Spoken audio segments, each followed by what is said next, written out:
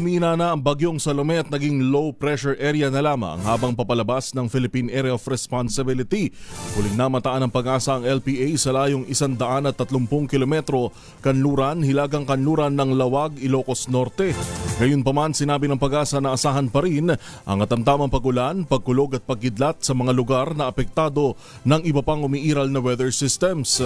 Ayon sa Pag-asa, ang northeasterly wind flow ang magpapaulan sa Cagayan, kabilang ang Babuyan Islands, Ilocos Norte at Ilocos Sur.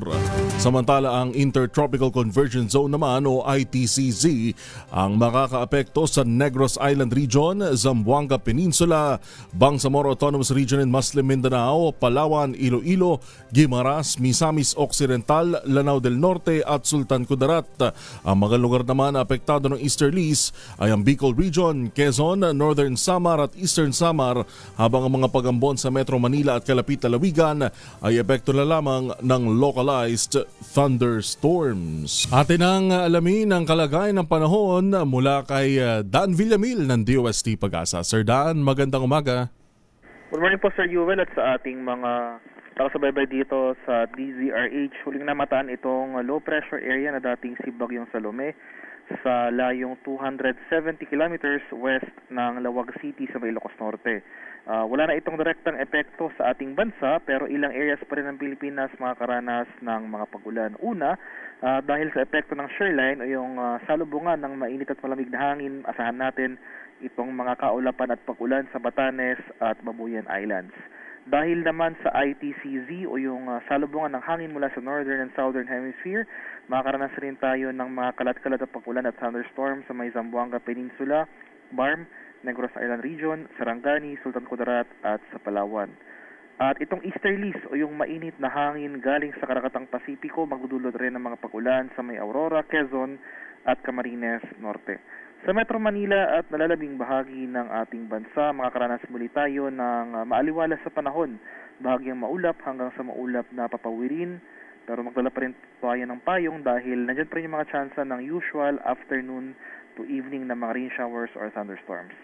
Sa kalagayan naman ng ating karagatan, wala nang gale warning na nakataas pero iba yung pag-iingat pa rin sa ating mga kababayan na maglalayag dito sa ilang seaboards ng Northern Luzon dahil posible pa rin tayong makaranas dyan ng katamtaman hanggang sa maalong karagatan. Sir Yuel? Sir Dan, buti naman maaliwalas na yung asahan natin ngayong araw. Pero marami ang nagtatanong, napapansin na malamig pagka ganitong madaling araw. Hindi naman usually ganito kalamig pero ibang-iba. Ika nga ramdam na ang simoy ng Pasko. Wala pa hubang deklarasyon ng panahon na ng hanging amihan? Yes po, so as of now wala pa po since technically nasa transition period pa rin po tayo patungong amihan. So usually itong malamig na panahon sa madaling araw po lamang kasi inaasahan natin tulad kahapon po itong Science Garden, Quezon City nakapagtala po ng 33 degrees temperature sa tanghali. So saan po natin possible makaranas pa rin tayo ng generally maalinsangan or mainit na panahon pagsapit ng tanghali. Pero hindi naman na po ganun kagrabe as compared sa panahon ng tag-init. Ngayong weekend po, ano nga asahan nating panahon, Sir Dan, dahil wala na tayong LPA, kasi maraming magagalaan ngayon, nahabol na ayaw sumabay sa panahon ng undas.